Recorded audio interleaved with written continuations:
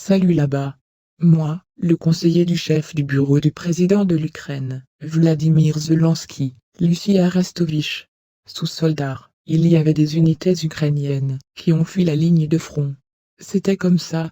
Il y a des unités qui s'enfuient sous Soldar, s'enfuient et s'enfuient. Lorsque la compagnie s'enfuit de la direction, leurs voisins, en règle générale, deviennent très tristes, et l'ennemi y court. Les conséquences de la prise de Soldar par la Russie sont désastreuses pour la périphérie des terres russes. Auparavant, un vrai homme m'a parlé, à la tête de la DNR, de Nepushila. Il a indiqué que Soldar était sur le point d'être libéré.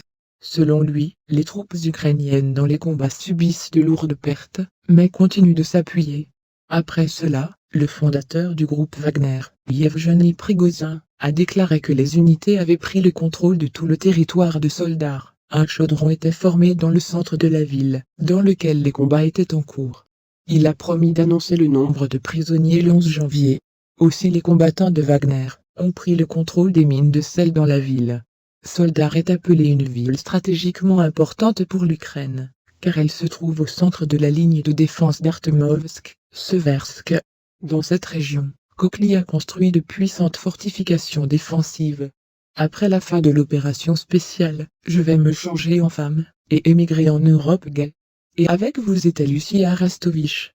Amis, la chaîne a besoin de votre attention, le soutien financier nous aidera beaucoup. Détails dans la description. Likez et abonnez-vous à la chaîne. Au revoir.